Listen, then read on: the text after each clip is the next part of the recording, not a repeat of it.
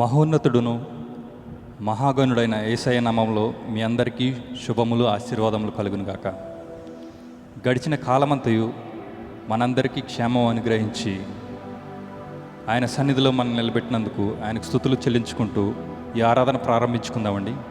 ప్రారంభ కీర్తనగా మహిమ ఘనతకు అర్హుడవు నీవేనా దైవం అనే కీర్తనతో మనమంతా ఆయన ఆరాధించుకుందాం.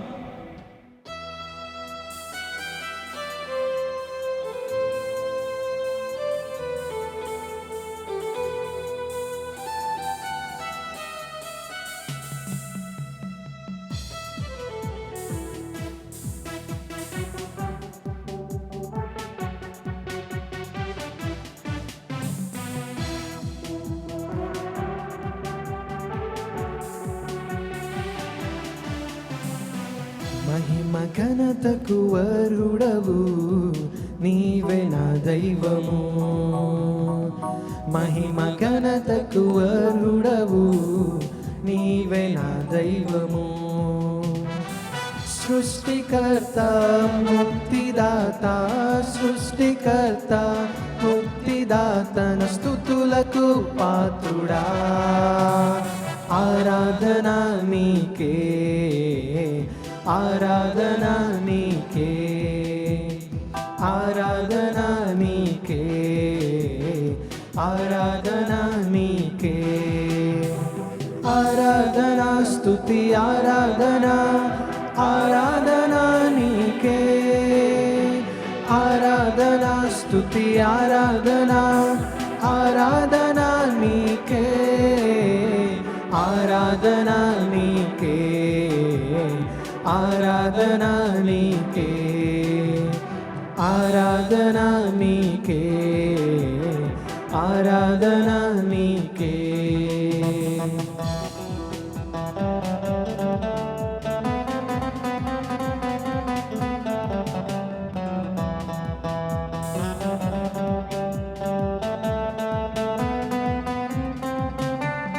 మన్నాను కురిపించినావు, బండ నుండి నీళ్ళిచ్చినావు. మన్నాను కురిపించినావు, బండ నుండి నీళ్ళిచ్చినావు. యెహోవా ఈరే చూచుకొనును, యెహోవా ఈరే చూచుకొనును, సర్వము సమకూర్చును.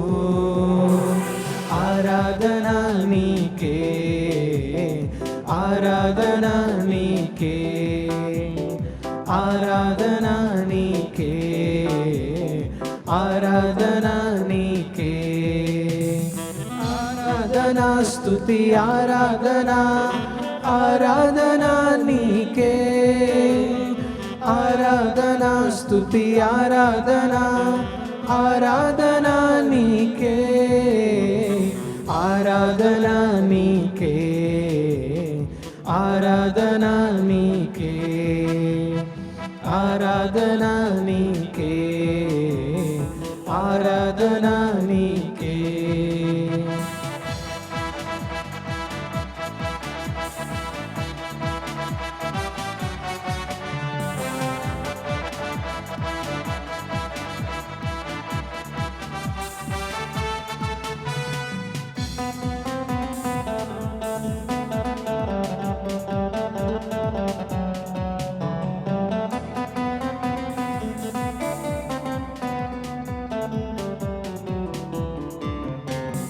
వ్యాధులను తొలగించినావు, మృతులను మరిలేపినావు.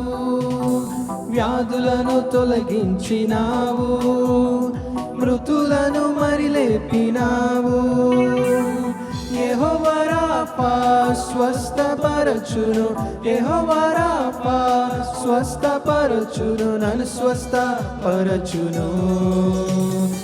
ఆరాధన నీకే,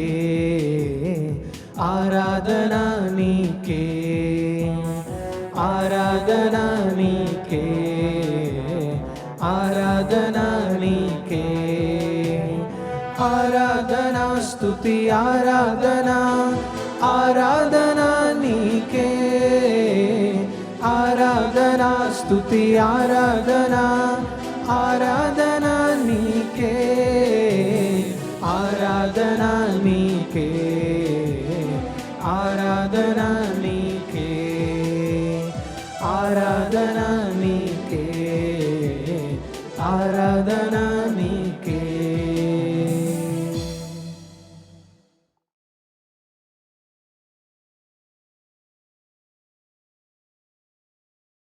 అదేవిధంగా మనమంతా ఆరాధనలో కొనసాగిపోతూ మరొక ఇంగ్లీష్ కీర్తనతో మనమంతా ఆరాధించుకుందామండి. Your grace is enough, your grace is enough for me అనే కీర్తనతో మనమంతా ఆయన ఆరాధించుకుందాం.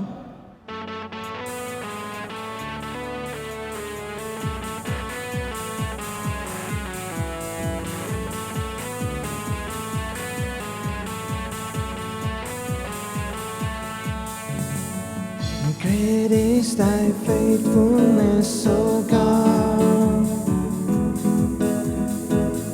You wrestle with the sinner's heart. You lead us by still waters into mercy, and nothing can keep us apart. Remember your people, remember your children, remember your promise, oh God. Your grace is enough, your grace is enough, your grace is enough for me. Your grace is enough, your grace is enough, your grace is enough for me.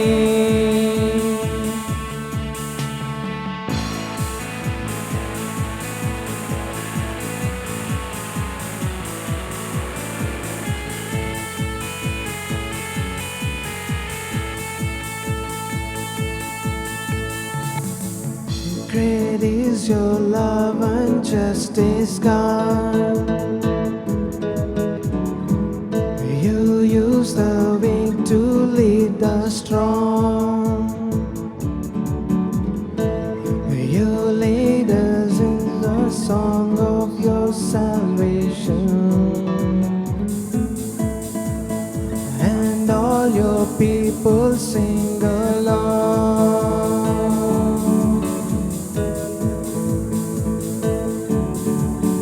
Your grace is enough, your grace is enough, your grace is enough for me. Your grace is enough, your grace is enough, your grace is enough for me.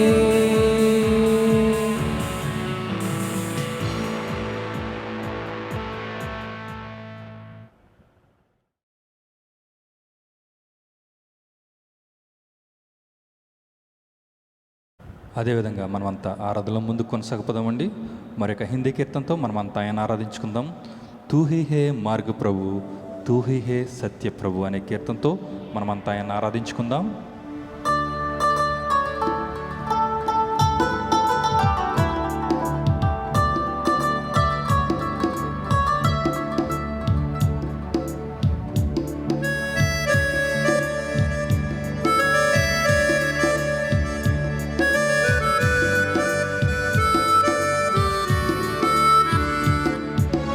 तू ही है मार्ग प्रभु, तू ही है सत्य प्रभु, तू ही है जीवन प्रभु यीशु, तू ही है जीवन प्रभु यीशु। तू ही जीवन का रोटी प्रभु, तू ही जीवन का जल, तू ही जीवन की आशा प्रभु, तू ही जीवन का तारक प्रभु।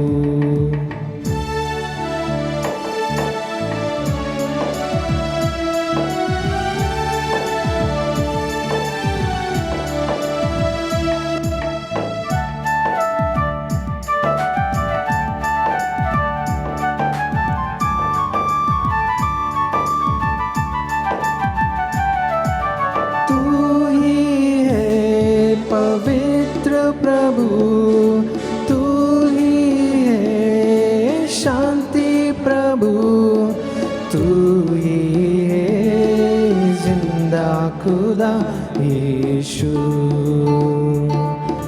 तू ही है जिंदा खुदा यीशु।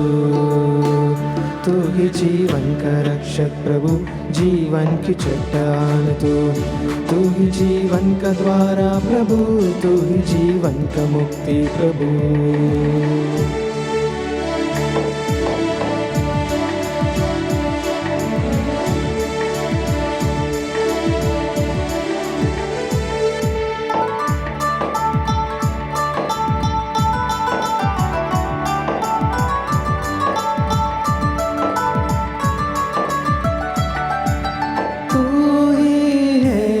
दया प्रभु तू ही है, रहनुमा प्रभु मातु पर तू विजयी हुआ प्रभु यीशु। तू ही जीवन का नूर प्रभु, तू ही अच्छा चरवाह प्रभु, तू अल्फा ओमेगा प्रभु, तू ही मेरा मसीहा प्रभु। तू ही जीवन का रोटी प्रभु, तू ही जीवन का जल, तू ही जीवन की आशा प्रभु, तू ही जीवन का तारा प्रभु, तू ही जीवन का रक्षक प्रभु, जीवन की चट्टान तू ही जीवन का द्वारा प्रभु, तू ही जीवन का मुक्ति प्रभु।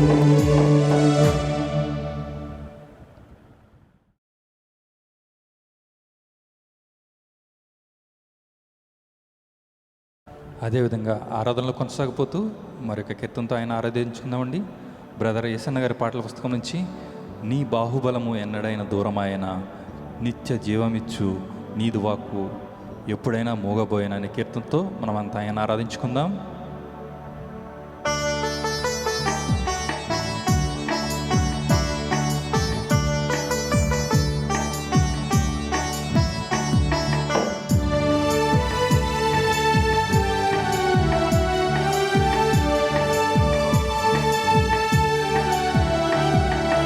బాహుబలము ఎన్నడైన దూరమాయన, నిత్య జీవమిచ్చు నీదు వాక్కు ఎప్పుడైనా మోగబోయెనా. నీ బాహుబలము ఎన్నడైన దూరమాయన, నిత్య జీవమిచ్చు నీదు వాక్కు ఎప్పుడైనా మోగబోయెనా. నిర్మల హృదయుడా నా దీపము వెలిగించితివి యేసయ్యా, అపారమైనది నాపై నీకున్న అత్యున్నత ప్రేమ. నిర్మల హృదయుడా నా దీపము వెలిగించితివి యేసయ్యా, అపారమైనది నాపై నీకున్న అత్యున్నత ప్రేమ. నీ బాహుబలము ఎన్నడైన దూరమాయన, నిత్య జీవమిచ్చు నీదు వాక్కు ఎప్పుడైనా మోగబోయెనా.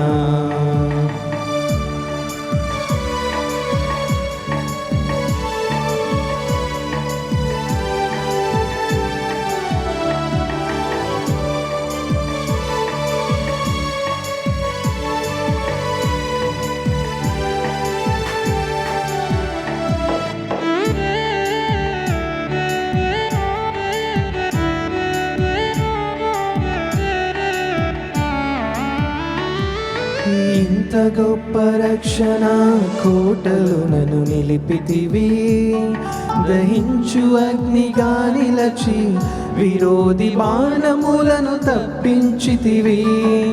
ఎంత గొప్ప రక్షణ కోటలు నన్ను నిలిపితివి, దహించు అగ్నిగా నిలచి విరోధి బాణములను తప్పించితివి.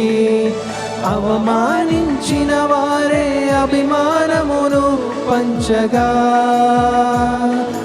ఆనంద సంకేతమే ఈ రక్షణ గీతం.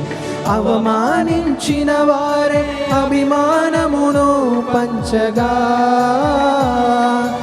ఆనంద సంకేతమే ఈ రక్షణ గీతం.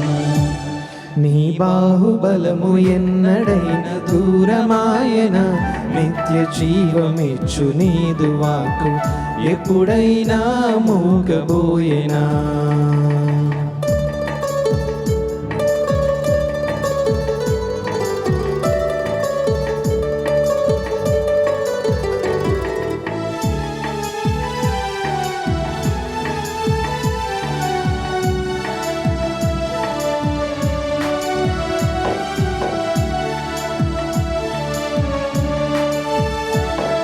సారవంతమైన తోటలు నన్ను నాటితివి, సర్వాధికారిగా తోడై రోగ మరణ భీతినే తొలగించితివి. సారవంతమైన తోటలు నన్ను నాటితివి, సర్వాధికారిగా తోడై రోగ మరణ భీతినే తొలగించితివి. చీకటి కమ్మిన మబ్బుల కురిసెను దీవెన వర్షమై, ఇంత గొప్ప కృపను గూర్చి ఏమని వివరింతును. చీకటి కమ్మిన మబ్బుల కురిసెను దీవెన వర్షమై, ఇంత గొప్ప కృపను గూర్చి ఏమని వివరింతును. నీ బాహుబలము ఎన్నడైన దూరమాయన, నిత్య జీవమిచ్చు నీదు వాక్కు ఎప్పుడైనా మూగబోయేనా.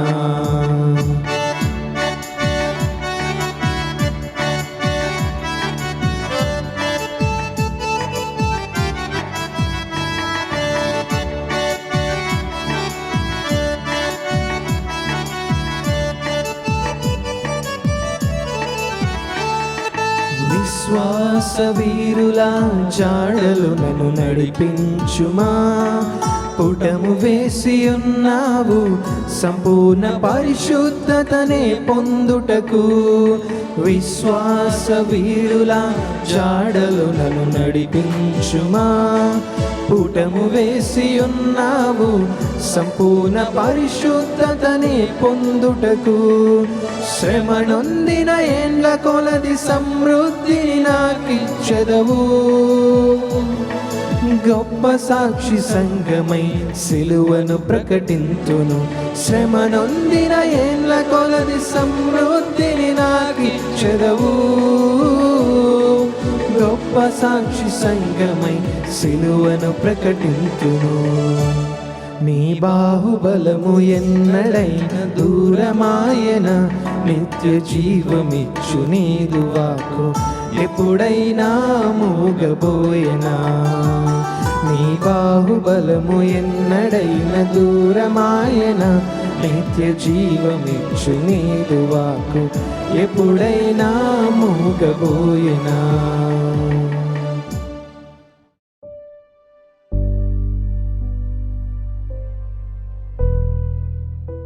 మన రక్షకుడైన యేసుక్రీస్తు వారి నామములో మీకు శుభములు ఆశీర్వాదములు కలుగునుగాక. మీరందరూ బాగున్నారు కదూ? ఇంకా మనము దేవుని సన్నిధానములో ప్రభు దినమందు కూడుకోలేని పరిస్థితులు, మీరు మీ గృహాల యొద్ద ఉండగా ఈ విధముగా వాక్య పరిచర్య చేయుటను కొనసాగించవలసిన పరిస్థితులలో ఉన్నాం. పరిస్థితులు ఒకంత అననుకూలముగా ఉన్నా ఈ నెలలన్నిటిలో యేసయ్య మనకు అనుగ్రహించిన క్షేమమును బట్టి, భద్రతను బట్టి, సంరక్షణను బట్టి, పోషణను బట్టి మనమందరము కూడా దేవునికి కృతజ్ఞతాస్తుతులు చెల్లింపవలసిన వారిగా ఉన్నాము కదూ. ఆయన చేసిన ఉపకారములలో దేనిని మరవకూడదు. ఆయన చేసిన ఉపకారములను తలంచుకొని దేవునికి కృతజ్ఞతాస్తుతులు తెలియజేసే వారికంది వారి ఎదురుగుండా లేక వారికి ప్రస్తుతము ఉన్న విజ్ఞాపనలు కూడా కృతజ్ఞతాస్తుతులుగా మార్చబడే మార్గము సరళమవుతుంది. అందుకనే యేసయ్యకి మనము కృతజ్ఞతాస్తుతులు చెల్లించుటలో ఎప్పుడూ కూడా వెనుక పడకుండా ఉండాలి. యేసుక్రీస్తు వారు ఈ లోకంలోనికి వచ్చినప్పుడు అనేకమైన ఉపమానముల ద్వారా పరసంబంధమైన సత్యములను ఆయన బోధలు వినడానికి వచ్చిన వారికి బోధించడం జరిగింది. దరిదాపుగా సువార్తలలో 40కి పైన యేసయ్య చెప్పిన ఉపమానములను మనము చేస్తాం. అనేక అంశాలను గూర్చి ఆయన ఉపమాన రీతిగా వారికి బోధించడం జరిగింది. మత్తయి సువార్త 13వ అధ్యాయాన్ని మనము గమనించినప్పుడు 7 ఉపమానములు పరలోక రాజ్యము లేక దేవుని రాజ్యమును గూర్చి బోధించడం జరిగింది. మొదటి 3 సువార్తలలో కలిపి 162 సార్లు పరలోక రాజ్యమని లేక దేవుని రాజ్యమని వ్రాయబడి ఉండడాన్ని మనము గమనింపవచ్చును. ఈ సంఖ్యను బట్టి మనకు అర్థమవుతుంది యేసయ్యను వెంబడించే వారి జీవితాలలో పరలోక రాజ్యము లేక దేవుని రాజ్యము అనే అంశము ఎంత ప్రాముఖ్యమైనదో. దేవుని బిడ్డలారా, ఈ సమయంలో యేసయ్య చెప్పిన మరి ఒక ఉపమానము మత్తయి సువార్త 13వ అధ్యాయము 31, 32 వచనములలో వ్రాయబడి ఉంది. మార్కు సువార్త 4వ అధ్యాయములోను, లూకా సువార్త 13వ అధ్యాయములోనూ ఉంది. అయితే ఈ సమయంలో మత్తయి సువార్తలో వ్రాయబడిన ఉపమానమును మనము చదువుకుందాము. ఆయన మరి ఒక ఉపమానము వారితో చెప్పెను. పరలోక రాజ్యము ఒకడు తీసుకొని తన పొలములో విత్తిన ఆవగింజను పోలి ఉన్నది.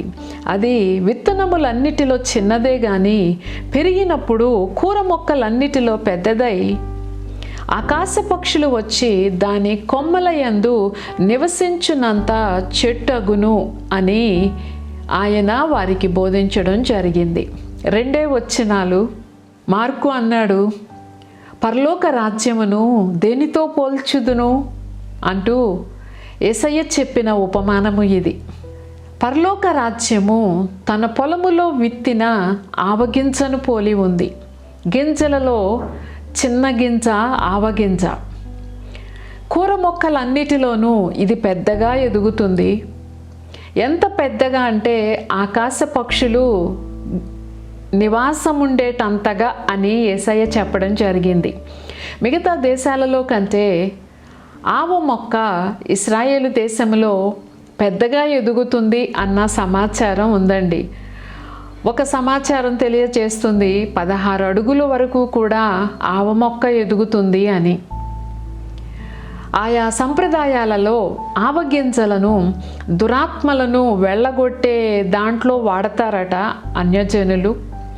అలాగే ఫెర్టిలిటీకి ఉపయోగించే స్పైసెస్లో ఆవగింజను కూడా, ఈ మస్టర్డ్ సీడ్ను కూడా వాడతారట. ఇక మన విషయానికి వస్తే అనుదినము మన ఆహారములో భాగము ఆవగింజలు. ఒక గింజ వేసుకోం మనం కదండి, కొన్ని గింజలు వాడతాం ప్రతి పూట వంట చేసినప్పుడు వెళ్ళాను. దేవుని బిడ్డలమైన మనం ఆవగింజను చూస్తున్నప్పుడు, స్త్రీలుగా ఆవగింజలను వంటకములో వాడుతున్నప్పుడు ఒక సత్యాన్ని గుర్తు చేసుకోవాలి. దేవుని రాజ్యము మనలో ఆవగింజ వలె మొదలైంది. ఎంత పెద్దగా విస్తరించింది, ఎంత చెట్టు వలె వ్యాపించింది. ఈ ఆవగింజలో నుండి చెట్టు వచ్చి ఈ చెట్టుకి ఇంకా ఎన్ని గింజలు వచ్చినాయి? ఈ ఆలోచన ఉండడం మంచిదే. దేవుని బిడ్డలారా, పరలోక రాజ్యము ఎంతో చిన్నగా ఆరంభమైనట్లుగా మనకి అర్థమవుతుంది. ఈ ఆరంభాన్ని గురించి చెప్పవలసి వస్తే యోహోనయ్య మత్తయి సువార్త 3వ అధ్యాయము 1వ వచనములో అంటాడు, పరలోక రాజ్యము సమీపించింది, మరు మనస్సు పొందండి అంటూ బిగ్గరగా ప్రకటించాడు యోర్దాను నదీ ప్రాంతములో. ఆ ప్రకటనకు అనేకులు స్పందించి తమ పాపములు ఒప్పుకొని వారి మనస్సు మార్చుకొని యోహోనయ్యతో బాప్తిస్మాన్ని పొందారు. తదుపరి యేసుక్రీస్తు వారు మత్తయి సువార్త 4వ అధ్యాయము 17వ వచనములో యేసయ్య ప్రకటించారు, పరలోక రాజ్యము సమీపించింది, మరు మనస్సు పొందండి అంటూ. ఆయనను అనేకులు వెంబడించగా మనం చూస్తాం గాస్పల్ అకౌంట్స్లో. కాలగమనంలో యేసుక్రీస్తు వారు ఆరోహణానికి ముందు ఆయన శిష్యులకి చెప్పారు, మీరు భూదిగంతముల వరకు వెళ్ళి ఈ రాజ్య సువార్తను ప్రకటించండి అని. ఆయన శిష్యులు అలాగే చేశారు. అనేక దేశాలలో చెదిరి పరలోక రాజ్యమును గూర్చి వాళ్ళు ప్రకటిస్తూ వచ్చారు. ఇప్పుడు మనము గమనించినప్పుడు ప్రపంచంలో అనేక దేశములలో ఈ రాజ్య సువార్త ప్రకటింపబడింది. ఎక్కడెక్కడైతే రాజ్య సువార్త ప్రకటింపబడిందో ఆ చోటెల్లా కూడా దేవుని రాజ్యము లేక పరలోక రాజ్యము, ఆత్మ సంబంధమైన రాజ్యము వచ్చింది అనడానికి సందేహము లేదండి. పరలోక రాజ్యము ఎలా వస్తుంది? ఇది మొదట ఆత్మ సంబంధమైనది.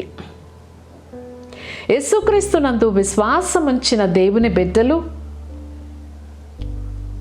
తమ పాపములు ఒప్పుకొని మారు మనస్సు పొందినప్పుడు యేసుక్రీస్తు వారి ఆత్మ విశ్వసించిన వ్యక్తులలోనికి వచ్చి యేసయ్య చిత్తాన్ని నెరవేర్చే విధముగా, యేసయ్య మాటలను నమ్మి ఆ మాట చొప్పున జీవించే విధముగా మనల్ని ఎల్లప్పుడూ కూడా ప్రోత్సహిస్తూ ఉంటాడు. రాజ్యము అన్నప్పుడు రాజు ఉంటాడు కదండి, ప్రభువు ఉంటాడు.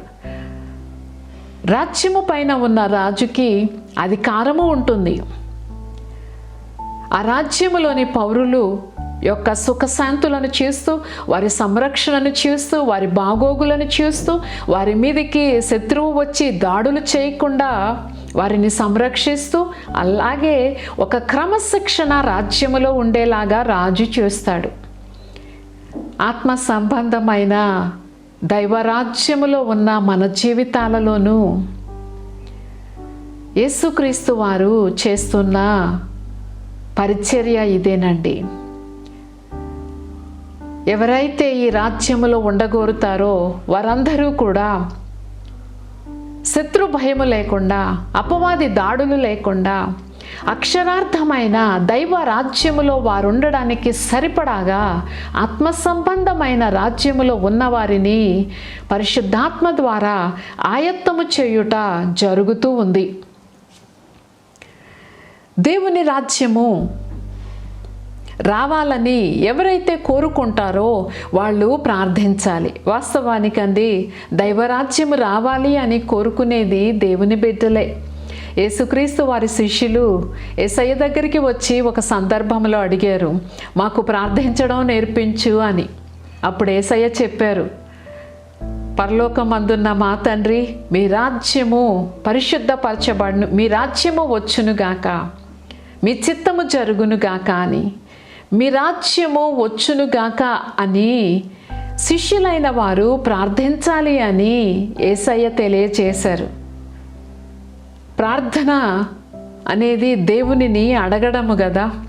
దైవరాజ్యము మనలోనికి, మన కుటుంబాలలోనికి రావాలని కోరుకుంటూ హృదయపూర్వకముగా దేవుని సన్నిధానములో మనము మనవి చేయవలసిన వారిగా ఉన్నాము. ప్రార్థన మాత్రమే కాదు, యేసయ్య చెప్తారు మత్తయి సువార్త 6:33లో, మొదట ఆయన రాజ్యమును నీతిని మీరు వెదకుడి. దేవుని రాజ్యమును వెదకాలి. దేవుని రాజ్యముతో పాటు మరొకటి కూడా ఉందండి. ఏంటిదండి? దైవ నీతి. ఈ రెండు కూడా కలిసి వెళ్ళేవి. దేవుని రాజ్యము పరిశుద్ధమైనది, నీతియుక్తమైనది.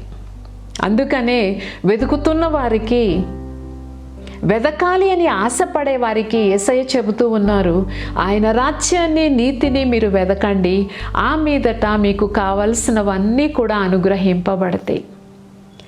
కావలసిన వాటిని వెతుకుతూ ఉన్నప్పుడు అవన్నీ దొరుకుతాయో దొరకవో చెప్పలేమండి. దేవుని రాజ్యమును నీతిని వెదికే బిడ్డలందరికీ వారికి ఏవేవి ప్రయోజనకరమో ఇప్పటికీ నిత్యత్వానికి అవన్నీ కూడా పరిపూర్ణముగా అనుగ్రహింపబడతాయి. దాంట్లో ఏ విధమైన సందేహము లేదు. దేవుని బిడ్డలారా, దేవుని రాజ్యము ఎలా ఉంటుంది? ప్రార్థించాలని చెప్పాం, వెదకాలని నేర్చుకున్నాం. మూడవదిగా పరలోక రాజ్యము ఎలా ఉంటుంది, ఆత్మ సంబంధమైన ఈ రాజ్యము ఎలా ఉంటుంది అన్న ప్రశ్న కలిగితే పౌలయ్య మనకి తెలియచేస్తాడు. ఆయన అంటాడు, పరలోక రాజ్యం అంటే ఎలా ఉండదో ఆయన చెప్తాడండి. రోమా సంఘానికి ఉత్తరం రాస్తూ ఈ మాటలు చెప్పాడు ఆయన. 14వ అధ్యాయము 17లో ఆయన అంటాడు, దేవుని రాజ్యం అంటే భోజనము పానము కాదు, నీతి సమాధానము పరిశుద్ధాత్మ యందలి ఆనందము. దేవుని రాజ్యం అంటే భోజనము పానము కాదు అని చెప్పవలసిన అవసరత ఉందా అంటే ఉందండి. సంఘానికి ఈ విషయాన్ని పౌలయ్య స్పష్టీకరించాడు. దేవుని రాజ్యం అంటే నీతి సమాధానము పరిశుద్ధాత్మ యందలి ఆనందము. భూమి మీద ఎవరైతే దేవుని రాజ్యములో ఉంటారో అటువంటి వారందరి జీవితాలలో భాగము అనుభవము నీతి సమాధానము పరిశుద్ధాత్మలో ఆనందము. దేవుని బిడ్డ, వీటిలో కానీ కొదువుగా ఉంది అని నీకు అనిపిస్తే, నాకు సమాధానము సంపూర్ణముగా లేదు అని అనిపిస్తే, పరిశుద్ధాత్మలో నేను ఆనందించలేకపోతున్నాను అని నీవు అనుకున్నట్లయితే ఏం చేయాలి? వెదకాలండి. దేవుని రాజ్యాన్ని వెదకాలి, ఆయన నీతిని వెదకాలి. వెదికే వారికి దొరుకుతుంది. ఎంత సామాన్యముగా యేసయ్య ఇటువంటి కృపలను మనకి అనుగ్రహించాలి అని ఉద్దేశిస్తూ ఉన్నాడు. అవును దేవుని బిడ్డలారా, ఇక పక్షులను గూర్చి చెప్పవలసి వస్తే, ఈ చెట్టు కూర మొక్కలన్నిటిలో కంటే పెద్దగా ఎదిగింది. ఈ చెట్టు మీద పక్షులు వచ్చి వ్రాలుతూ ఉన్నాయి, పక్షులు నివాసం ఉంటూ ఉన్నాయి. పక్షులు ఏ చెట్టు మీద అయినా వ్రాలినప్పుడు చేసేదేంటి? దానిపైన ఫలము కానీ లేక ధాన్యము కానీ ఉంటే పక్షులు వచ్చి ఏం చేస్తాయండి? వాటిని తింటాయి. ఇంతకుముందు ఉపమానాలలో మనము చూసినప్పుడు త్రోవ పక్కన పడిన విత్తనాలను పక్షులు వచ్చి ఎత్తుకొని పోయినాయి అని మనం నేర్చుకున్నాం. యేసయ్య ఆ భావాన్ని చెప్పినప్పుడు దుష్టుడు వచ్చి ఆ వాక్యాన్ని ఎత్తుకొని పోయాడు అని చెప్పడం జరిగింది. పక్షులు దుష్టుడు చేసే పనులు లేక సాతాను యొక్క సాధనాలుగా మనం చెప్పవచ్చును. పక్షులు ఎత్తుకొని పోతాయి, తినివేస్తాయి. అలాగే మరి ఒక ఉపమానంలోనూ మనం చేస్తాం. యజమానుడు గోధుమలను విత్తితే అపవాది వచ్చి గురుగులను విత్తిపోయాడు. ఇక్కడ పక్షులు వచ్చిన చెట్టు మీదకి, ఎదిగిన ఈ చెట్టు మీదకి పక్షులు వచ్చి నివాసం ఉంటూ ఉన్నాయి. దేవుని బిడ్డలైన వారు అంతకంతకి వ్యాప్తి చెందుతూ వృద్ధి పొందుతూ ముందుకు సాగుతున్న తరుణంలో అపవాది పలు విధములుగా వచ్చి ఇటువంటి కార్యాలు చేస్తాడు. వీటి విషయంలో జాగ్రత్తగా మనము గమనించుకోవాలి. పక్షులను గురించి చెప్పవలసి వస్తే ఒక ఉదాహరణ మీకు గుర్తు చేయాలి. మీలో కొంతమందికి తెలుసు, అందుకే జ్ఞాపకం చేయాలని ఉద్దేశిస్తూ ఉన్నాను. పక్షులు మన తల మీదుగా ఎగరడం మనం ఆపలేమండి. అయితే మన తల మీద గూళ్ళు కట్టుకోకుండా మనం ఆపగలం.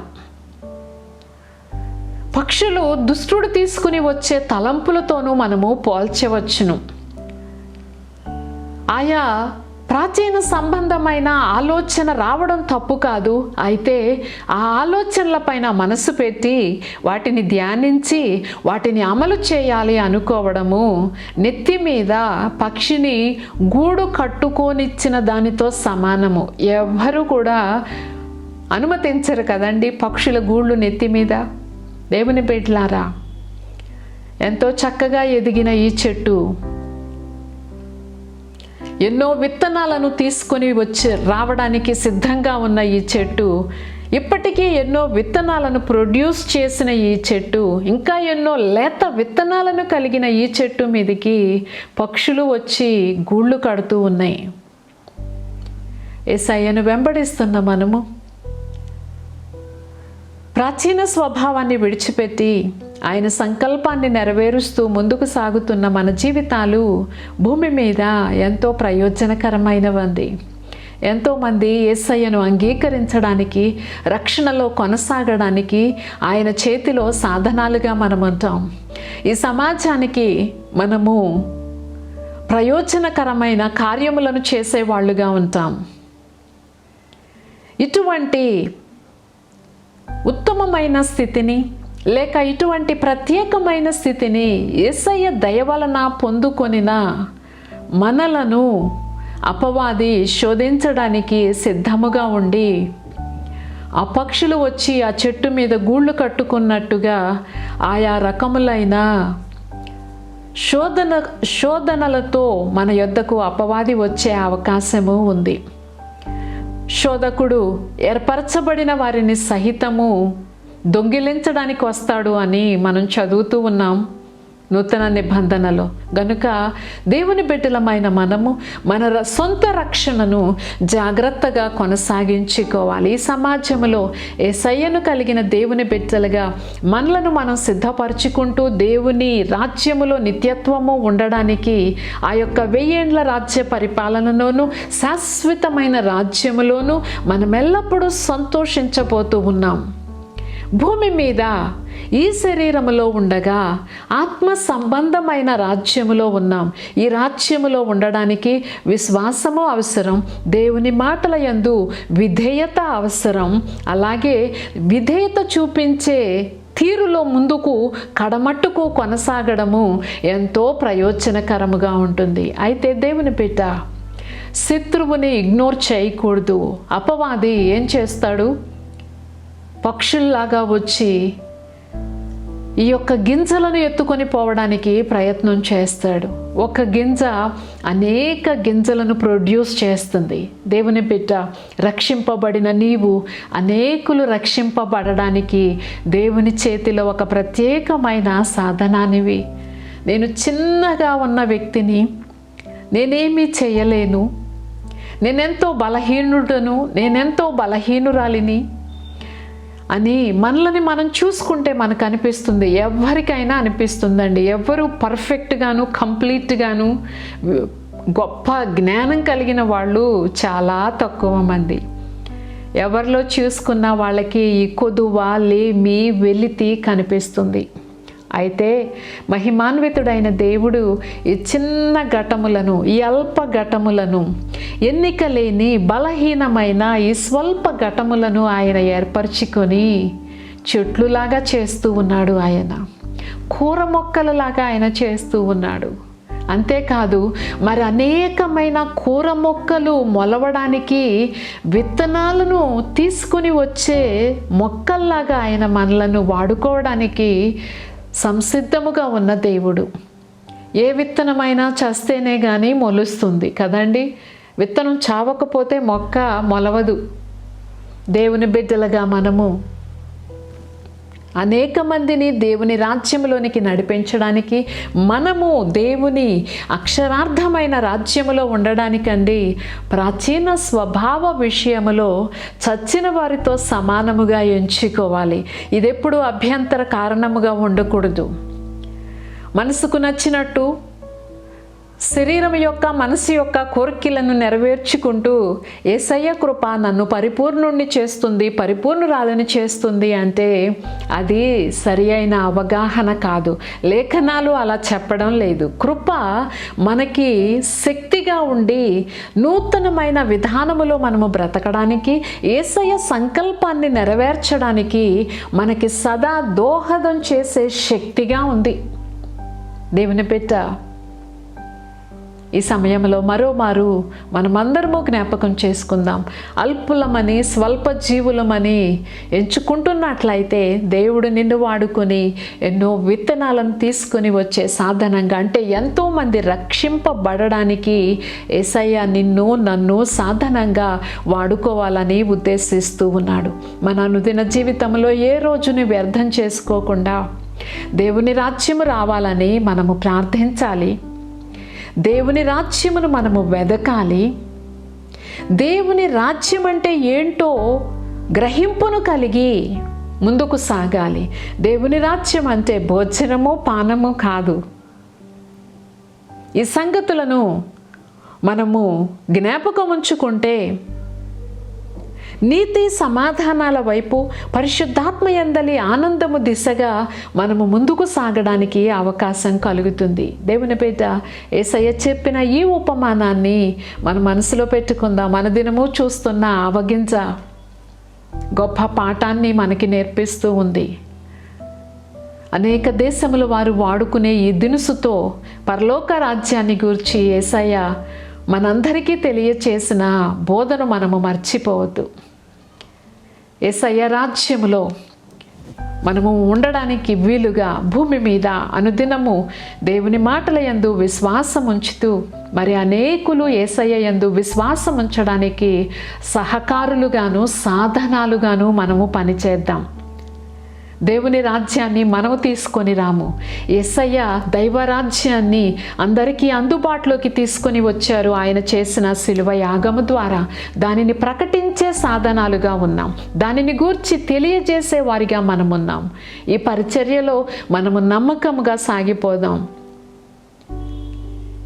ఇటువంటి కృపలను మనము కలిగి, మన బిడ్డలు కలిగి ముందుకు సాగేలాగా మనం ఒకరినొకరము ప్రోత్సహించుకుంటూ ముందుకు సాగుదాం. మెట్టుకు మనమందరము అక్షరార్థమైన నిరంతరము ఉండే ఆ పరలోక రాజ్యములో మనము, మన కుటుంబస్తులు, మన బిడ్డలు, సంఘములలోని వారందరూ, యేసుక్రీస్తునందు విశ్వాసం ఉంచిన వారందరూ కూడా ఆ రాజ్యములో ఉండే విధముగా మనము ముందుకు సాగుదాం. ఇటువంటి ధన్యతలో సర్వశక్తిమంతుడు, ప్రాణము పెట్టేటంతగా ప్రేమించిన మన రక్షకుడు, విమోచకుడైన యేసయ్య మనలనందరినీ నడిపించునుగాక. ఆమేన్. ప్రార్థన. మహిమాన్వితుడు అయిన తండ్రి, కృతజ్ఞతాస్తుతులు, వందనాలు చెల్లిస్తూ ఉన్నాం.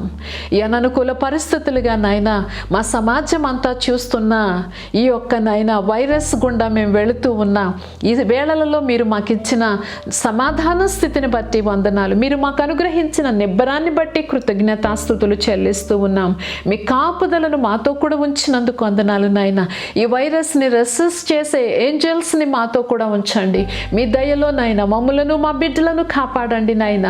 మిమ్మల్ని వెంబడిస్తూ సేవిస్తూ మీ సంకల్పాన్ని నెరవేరుస్తూ సాగడానికి కావలసిన అనుదిన కృపనిచ్చి నడిపించండి. యేసయ్య ఈ సమయంలో నాయన ఈ ప్రార్థనలో ఏకీభవిస్తున్న బిడ్డలలో ఎవరికి ఏ విధమైన అనారోగ్యము ఉన్నా మీ నామములు అది తొలగిపోవునుగాక.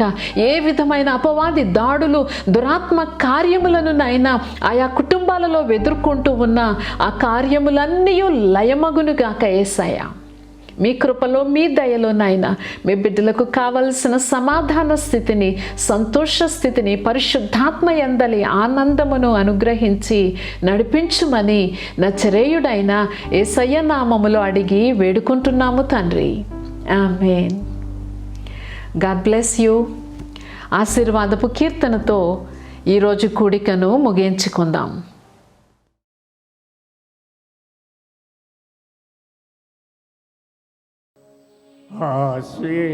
ఆశీర్వదించుము దేవా, ఆదరణ నీవే ప్రభువా, అనుదినము నీ కృపయే చాలు, అనుక్షణము నీకే మా స్తుతులు. ఆశీర్వదించుము దేవా, ఆదరణ నీవే ప్రభువా,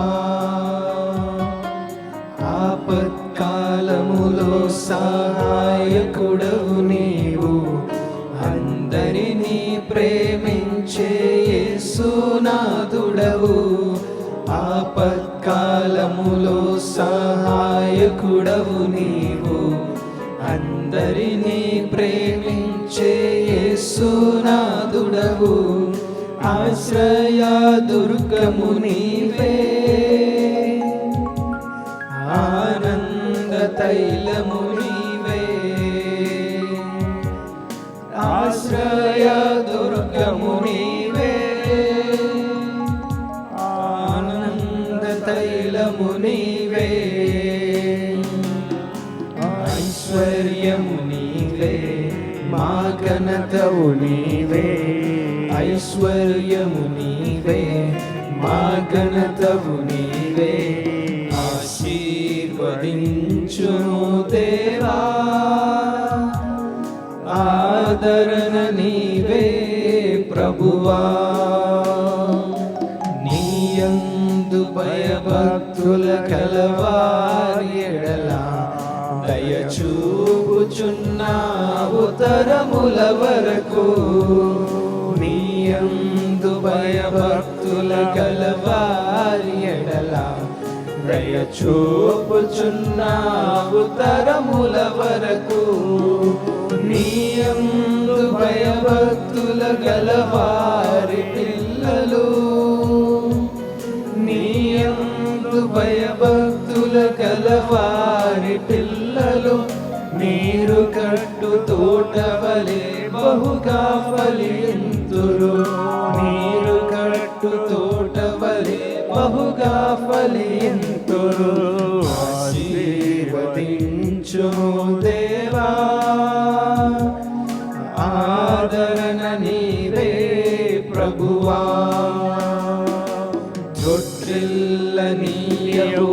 మా పాదములను, తోడై నీడై మా త్రోవకు వెలుగై, తొట్టిల్లనీయవు మా పాదములను, తోడై నీడై మా త్రోవకు వెలుగై, కాపాడుచున్నావు కను పాపవలెను, కాపాడుచున్నావు కను పాపవలెను, కడవరకు విడువకను నడిపించెదవు, కడవరకు విడువకను నడిపించెదవు, ఆశీర్వదించుము దేవా, ఆదరణ నీవే ప్రభువా. హల్లెలూయా. ఆశీర్వాదం తీసుకుందాం. మన తండ్రి అయిన దేవుని ప్రేమ, ఆయన కుమారుడైన యేసుక్రీస్తు వారి యొక్క కృపయు, పరిశుద్ధాత్మ యొక్క అన్యోన్య సహవాసము ఇప్పుడు ఎల్లప్పుడూ కూడి ఉన్నటువంటి సంఘమునకు, అలాగే సత్యవాక్యాన్ని సరిగా అందించుతున్నటువంటి తన దాసురాలకు ఆయన కృప సదా తోడయుండి నడిపించునుగాక. ఆమేన్. మిమ్మల్ని అందరినీ దేవుడు దీవించి ఆశీర్వదించునుగాక.